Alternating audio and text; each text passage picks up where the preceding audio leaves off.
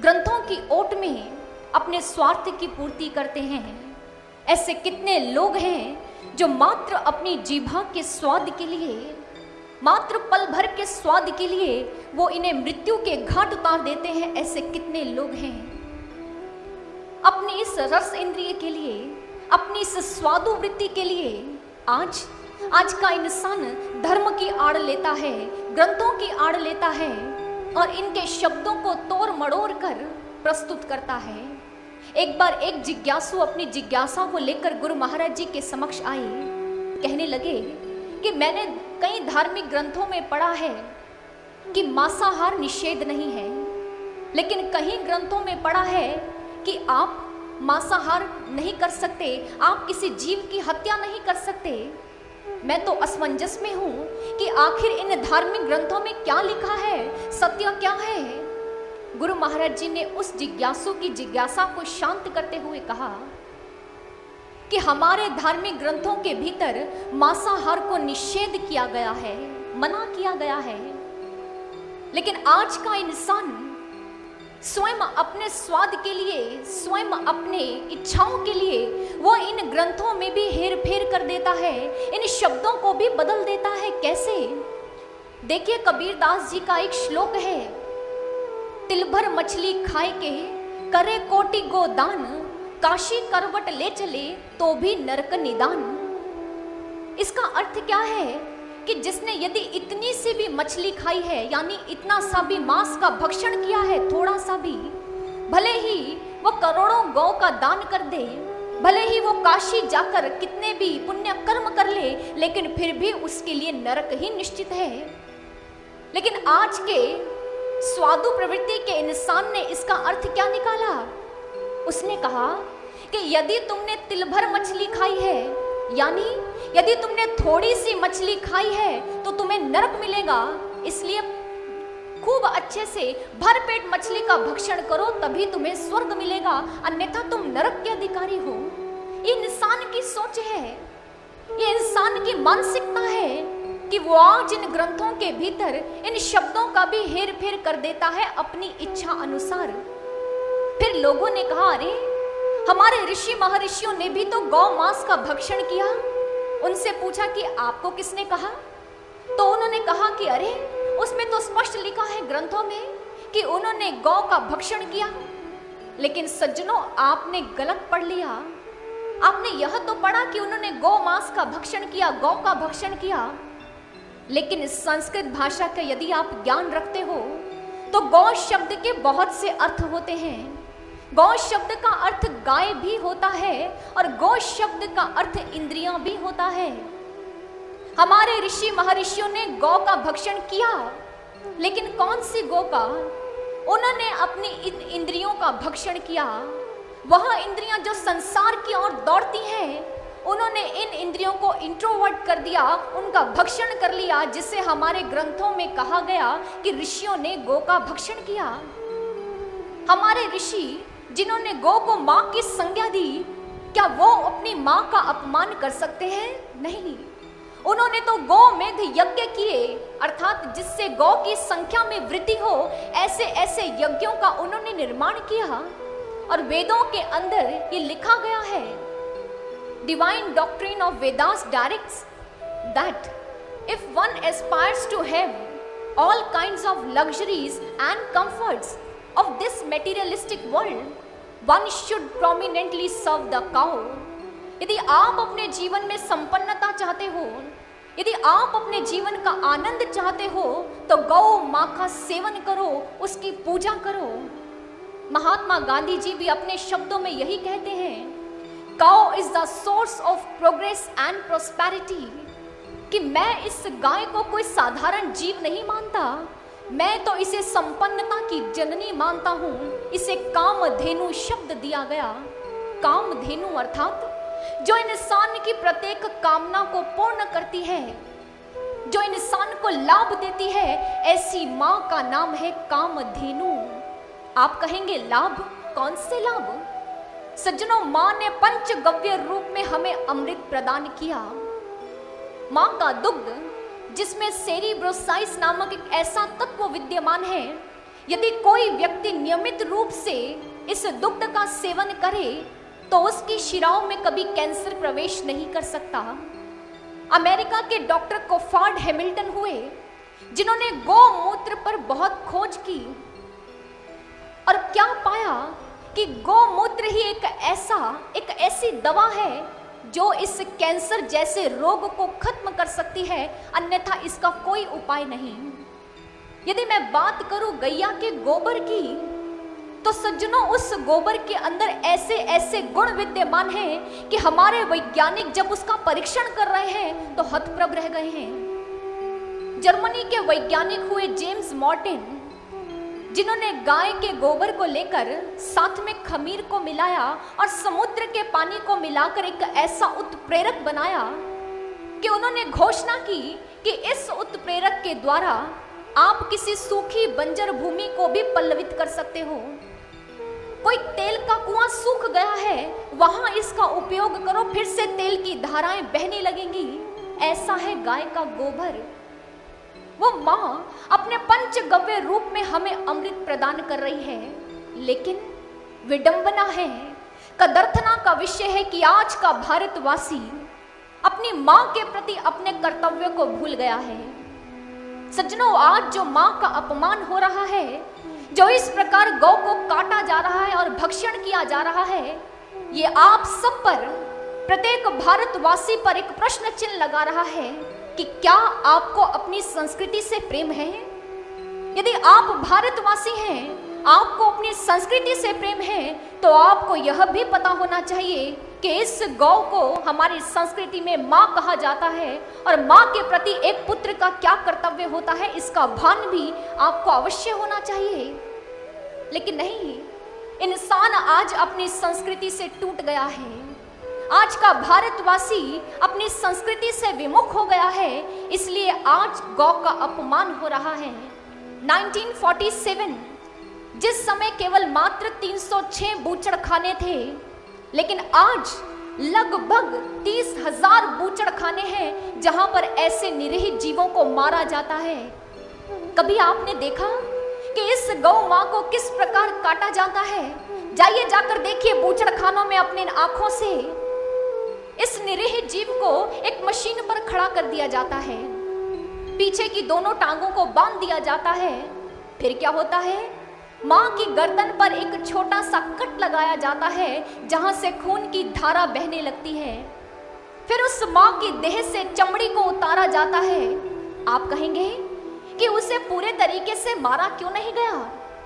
वो इसलिए क्योंकि यदि उसे मार दिया जाता और फिर चमड़ी उधेड़ी जाती तो वो चमड़ी कम मूल्यों में बिकती, और आज के स्वार्थी इंसान ने, ताकि उसे मूल्य ज्यादा मिले, उसने अपनी माँ को तड़पते बिलखते हुए देखता रहा और उसकी देह से चमड़ी को उतारता रहा, और उस चमड़ी को फिर डिब्बों में डालकर बेचा जाता है, और वही चमड़ी फिर लेदर का रूप लेकर हमारे पास आ जाती है। सज्जनों, हमारे पास हम भारतवासी जो आज लेदर की उन वस्तुओं का उपयोग करते हैं जिन्हें बनाने के लिए गैया को पकड़कर उन्हें काटा जाता है, मारा जाता है, सज्जनों ये हम पर धिक्कार है।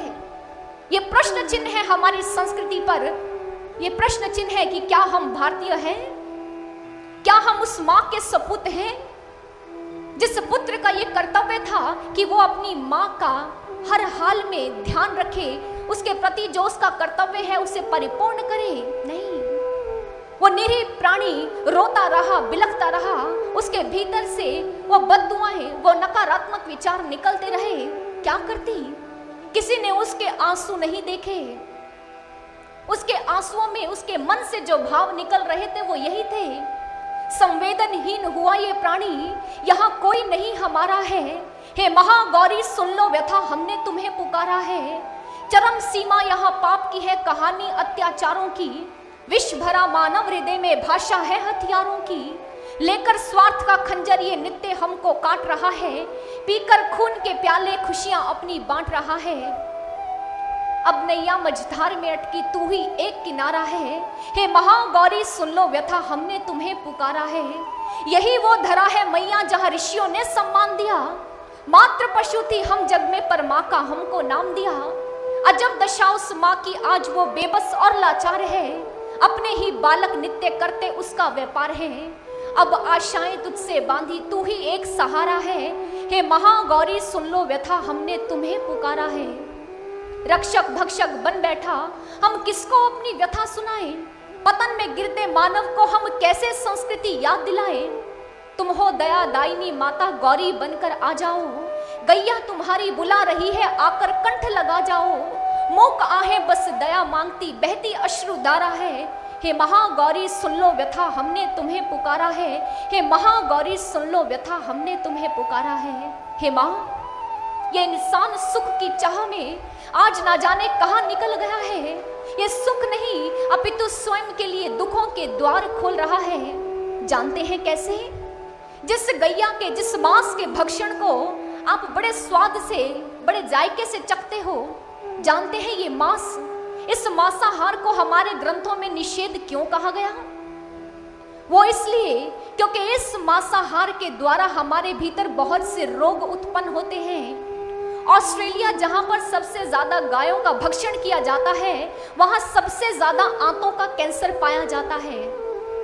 मधुमेह, टेपवर्म, रक्त विषाक्त, कैंसर, ये सारी वो बीमारियां हैं जो उस मांस के साथ साथ हमारे शरीर में लग जाती हैं। सज्जनों, मुझे कबीर दास जी का वो श्लोक बहुत अच्छा लगता है जिसमें उन्होंने बहुत स्पष्ट कहा, घर में जो मानुष मरे बाहर देत जलाए, आते हैं फिर घर में औघट घाट नहाए। औघट घाट नहाए, बाहर से मुर्दा लावे, नून मिर्च घी डालकर उसको फिर पकावे। कहे कबीर दास उसे फिर भोग लगावे, घर घर करे बखान पेट को कब्र बनावे। बहुत सुंदर। उन्होंने कहा कि किसी जब व्यक्ति की मृत्यु हो जाती है, लोग शमशान भूमि में जाते हैं और मुर्दे को, उसका अंतिम संस्कार कर जब घर लौटते हैं, आकर स्नान करते हैं। लेकिन कैसी विडंबना है, फिर बाहर से एक मुर्दा लेकर आते हैं, एक मांस का टुकड़ा लेकर आते हैं और उसमें नमक और मिर्च डालकर उसे घर में पकाते हैं। बैठकर बड़ी तसल्ली से उसका भक्षण करते हैं, अपने इस पेट को कब्र बनाकर बड़े खुश हो रहे हैं।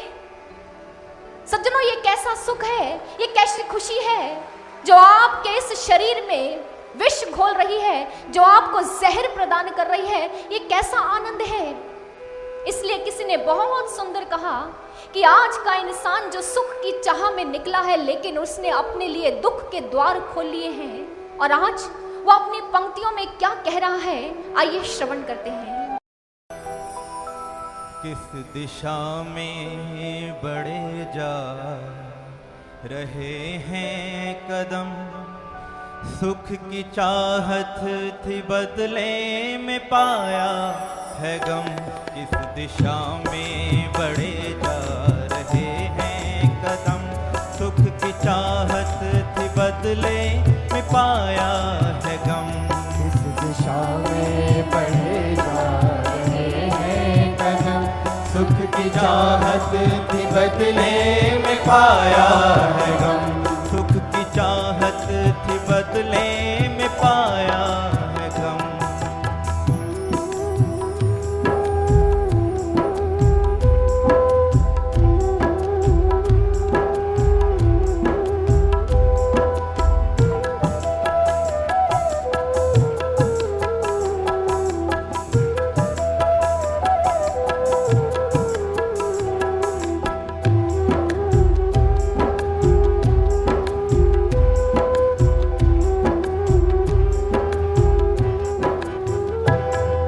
ईर्ष्या को तूने बखूबी जिया, अपने हाथों ही अपना पतन है किया।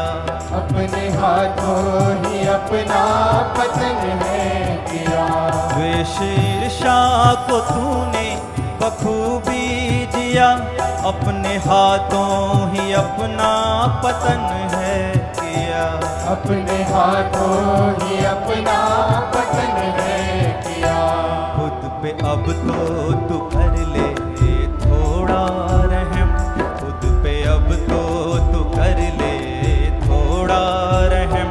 सुख की चाहत थी बदले में पाया है गम।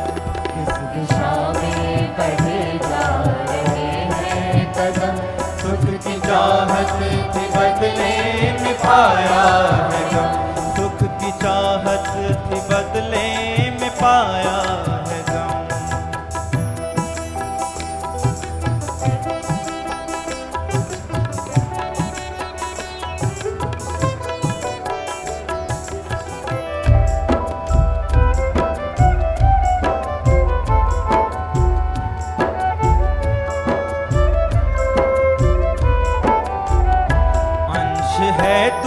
प्रभु का तू बिसरा दिया, उसकी हर एक कृपा का अनादर किया। उसकी हर एक कृपा का अनादर किया। अंश है तू प्रभु का तू बिसरा दिया, उसकी हर एक कृपा का अनादर किया। उसकी हर एक कृपा का अनादर किया। तू क्षमा मांग ले, उसका दिल है नरम। तू क्षमा मांग ले, उसका दिल है नरम। इस दिशा में बढ़े जा रहे हैं कदम, सुख की चाहत थी बदले में पाया है गम। इस दिशा में बढ़े जा रहे हैं कदम, सुख की चाहत थी बदले में पाया है गम। यूं भटक कर कहीं भी न पहुँचेंगे हम, यूं भटक कर कहीं भी न पहुँचेंगे हम। सुख की चाहत थी बदले में पाया है गम। इस दिशा में बढ़े जा रहे हैं कदम, सुख की चाहत थी बदले में पाया है गम। इस दिशा में बढ़े जा रहे हैं कदम, सुख की चाहत थी बदले में पाया है गम। सुख की चाहत थी बदले में पाया है गम। सुख की चाहत थी बदले में पाया है गम।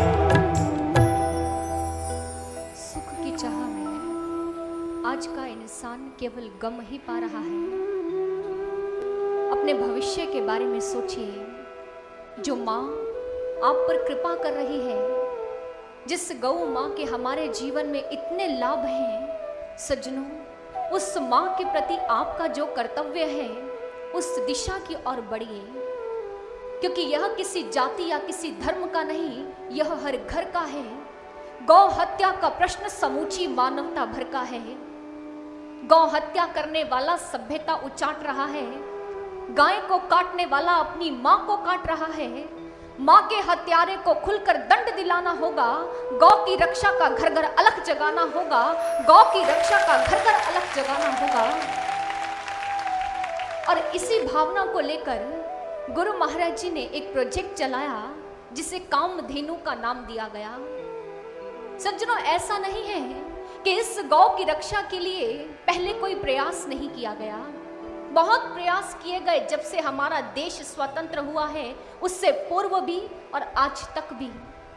कभी लोकमान्य तिलक जी ने कह दिया कि स्वतंत्रता मिलते ही कलम की नोक से सबसे पहले भारत में गौ हत्या बंद की जाएगी। स्वराज्य मिले कितना समय व्यतीत हो गया, लेकिन आज भी वो हो रहा है।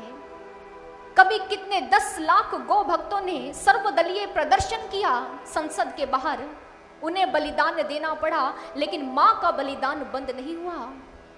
ना जाने कैसे कैसे संघ की स्थापना की गई, ना जाने कैसे कैसे प्रस्ताव पारित किए गए, लेकिन कुछ नहीं हुआ। क्योंकि जहां बात आती है इंसान की मानसिकता की, तो सज्जनों वहां पर बाहर से ये कागज के ढेर कुछ नहीं कर पाएंगे। ये कागज के ढेर मात्र राख बनकर रह जाएंगे। यदि आप इस समस्या को खत्म करना चाहते हो तो यहां से खत्म करो, इंसान की मानसिकता से खत्म करो। उसके भीतर वो सांस्कृतिक गुण पैदा कर दो, उसके भीतर ये भावनाएं पैदा कर दो कि सामने जो निरीह जीव खड़ा है इसके प्रति कैसा सम्मान होना चाहिए, तो ये खुद ब खुद खत्म हो जाएगा। और इसी भावना को लेकर गुरु महाराज जी ने कामधेनु प्रकल्प चलाया, जिसके अंतर्गत हम ये जान पाए कि गौ माँ का हमारे जीवन में क्या लाभ है, क्यों उसे संपन्नता की जननी कहा गया। यदि हम आज उसकी देखभाल करें, यदि आज हम गौ रक्षा के संरक्षण में संवर्धन में खड़े उठें तो इसका क्या क्या लाभ हम भारतवासियों को मिल सकता है। सज्जनों, फिर वो दिन दूर नहीं जब फिर से भारत जगत गुरु की उपाधि पर प्रतिष्ठित होगा, क्योंकि यही एक कारण है, यदि हमारी संस्कृति लौट आई तो भारत फिर से उसी ऊंचाइयों को छुएगा। सब आपके हाथ में है, क्योंकि भारत कोई निर्जीव पृथ्वी का टुकड़ा नहीं है, आप लोगों से मिलकर बना है भारत। इस भारत की इकाई है आप। यदि आप इस भारत को उन्नति की ओर देखना चाहते हैं, उत्थान के मार्ग पर ले जाना चाहते हैं, तो चलिए हमारे साथ और ये संकल्प लीजिए कि आज के ये बाद ये हाथ कभी किसी पशु का वध करने के लिए नहीं उठेंगे, कभी भी ये जिह्वा अपने इस स्वाद के लिए किसी की मृत्यु की कामना नहीं करेगी, और जो भी लोग इस घृणित कार्य को करेंगे हम उसे जाकर रोकेंगे, उसे समझाएंगे, उसे उसकी संस्कृति का याद दिलाएंगे, उसे स्मरण कराएंगे कि भारतीय संस्कृति की जड़ क्या है, अध्यात्म है। अध्यात्म से जुड़कर ही इंसान के भीतर जो ये मानसिकता है ये शुद्ध हो सकती है, अन्यथा नहीं।